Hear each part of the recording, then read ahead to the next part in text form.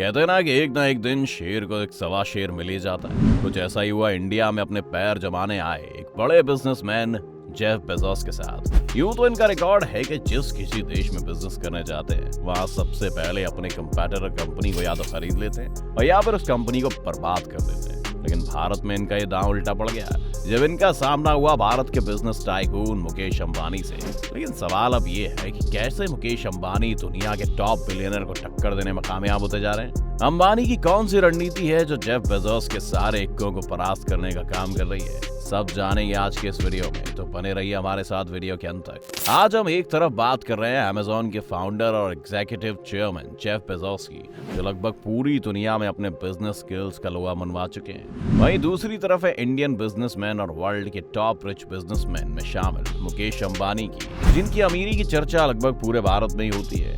अब हम इन दोनों बिजनेसमैन की चर्चा आज क्यों कर रहे हैं ये तो हम आपको बता चुके हैं, लेकिन जो बात आपको पता नहीं है वो ये है कि कैसे भारतीय मार्केट में अमेज़न को साफ करने का काम रिलायंस कर रहा है, कैसे धीरे धीरे अंबानी रिटेल की दुनिया को हाईजैक करने की तैयारी है। वैसे बात जेफ बेजोस की करें तो वर्ल्ड की टॉप ई कॉमर्स कंपनियों में शुमार अमेज़न के फाउंडर हैं। जब बेजोस ने इंडिया में अमेज़न की नींव रखी थी तो उससे पहले की गई उनकी रिसर्च से उन्हें पता था कि इंडियन ई कॉमर्स बिजनेस के लिए एक बड़ा प्लेटफॉर्म साबित होने वाला था। यहाँ ई कॉमर्स मार्केट में कोई बड़ी कंपनी तब तक अपना पैर नहीं जमा पाई थी और अमेज़न को शुरू करने के बाद 8 सालों तक इंडिया में ई कॉमर्स सेक्टर में अमेज़न ने अपनी बादशाहत कायम रखी। लेकिन अब अमेज़न के लिए इंडिया में बिजनेस करना इतना भी आसान नहीं है जितना पिछले सालों में था। इसकी वजह है इंडिया के सबसे रईस इंसान और उनकी सबसे बड़ी कंपनी रिलायंस, जो ई कॉमर्स बिजनेस की दुनिया में एक मजबूत और फुल प्रूफ प्लानिंग के साथ एंटर कर चुका है। रिलायंस की प्लानिंग देखकर लगता है कि अमेज़न को इंडिया में दिन ब दिन घाटे का ही सामना करना पड़ेगा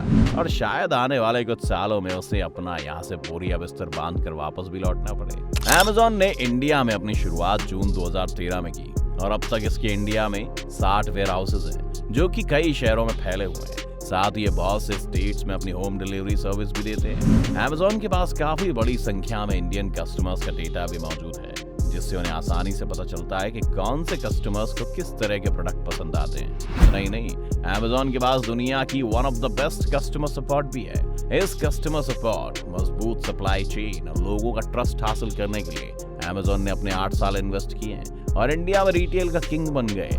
8 साल में खड़े किए गए इस एम्पायर को अब लगातार हर साल घाटा सहना पड़ रहा है और इसकी सबसे बड़ी वजह है रिलायंस का फुल प्रूफ प्लान।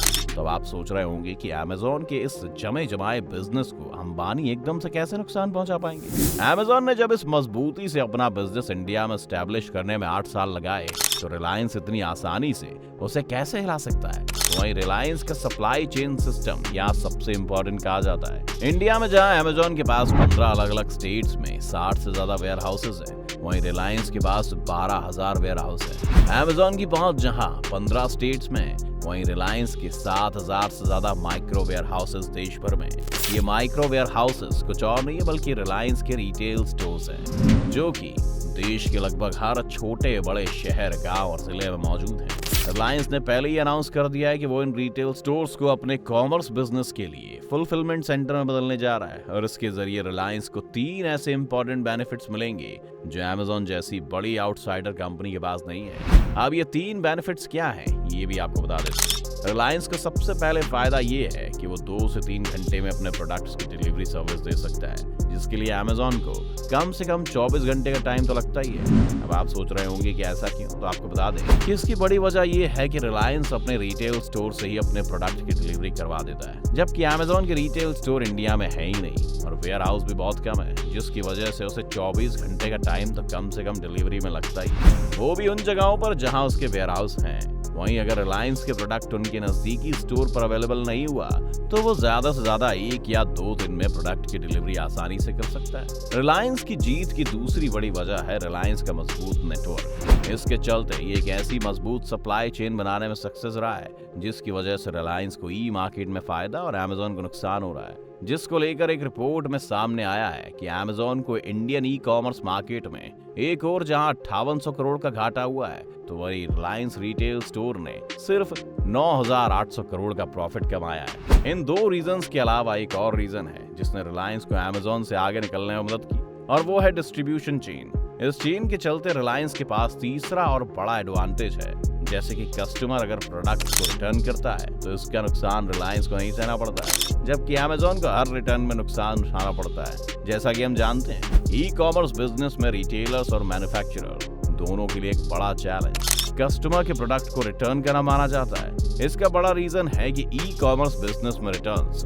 20 से 30% से ज्यादा होता है। इतना ही नहीं, ई कॉमर्स साइट्स पर शॉपिंग करने वाले करीब 80% रिटर्न्स वाले प्रोडक्ट का एक्स्ट्रा खर्च होता है, जो कि एक सेलर को ही चुकाना पड़ता है। अमेजोन पर बिकने वाले ज्यादातर प्रोडक्ट सीधे तौर पर अमेजोन खुद ही सेल करता है। ऐसे में प्रोडक्ट के रिटर्न पर होने वाला एक्स्ट्रा खर्च भी अमेजोन को ही झेलना पड़ता है। यानी ये रिवर्स सप्लाई चेन अमेजोन के लिए अरबों डॉलर के नुकसान की वजह बनती है। अब आपके मन में ये भी सवाल आया होगा कि अगर रिटर्न्स अमेजोन के लिए इतने बड़े नुकसान की वजह है तो रिलायंस के लिए क्यों नहीं? वो इसलिए क्योंकि रिलायंस के रिटर्न प्रोडक्ट को पिक करके near by Reliance retail store में पहुंचाना होता है, जबकि अमेजोन के साथ ये प्रोसेस में काफी लंबा और ज्यादा खर्च करने वाला है। रिलायंस जहां पैकेजिंग, ट्रांसपोर्टेशन और लेबर की उस कॉस्ट से बच जाता है, वहीं अमेजोन के लिए प्रोसेस बड़ा घाटा साबित होता है। अब आप सोच रहे होंगे कि जब रिलायंस जैसी $1 बिलियन की कंपनी अपने 1200 रिटेल स्टोर से इतना फायदा उठा सकती है, तो अमेजोन भी ये काम क्यों नहीं करती? जबकि वो तो $1 ट्रिलियन कंपनी है, जो कि रिलायंस से ज्यादा वेयर हाउस या रिटेल स्टोर आसानी से खोल सकती है। लेकिन अमेजोन ऐसा बिल्कुल भी नहीं कर सकता, जिसकी वजह है हमारी सरकार। जी हाँ, इंडियन गवर्नमेंट के रूल्स उसे ऐसा करने की परमिशन नहीं देते। 2018 में गवर्नमेंट कई ऐसी पॉलिसीज लेकर आई जिसके मुताबिक कोई भी विदेशी कंपनी इंडिया की सुपरमार्केट की चेन के शेयर को 51% से ज्यादा नहीं ले सकती। ऐसे में अमेजोन के लिए इंडिया के अंदर रिलायंस जितनी बड़ी चेन बना पाना नामुमकिन है। तो देखा आपने, यही वजह है कि अमेजोन भारतीय मार्केट से गायब होता जा रहा है और उसके कस्टमर्स में भी कमी आ रही है। वैसे जैसे हालात अमेजोन को देखने को मिल रहे हैं, ऐसे में हो सकता है कि वो इंडियन मार्केट से जल्द टाटा बाय बाय कह दे। वैसे अंबानी के ई कॉमर्स मार्केट में एंट्री और अमेजोन की परफॉर्मेंस पर आपकी क्या राय है, ये आप हमें कमेंट करके जरूर बताएं।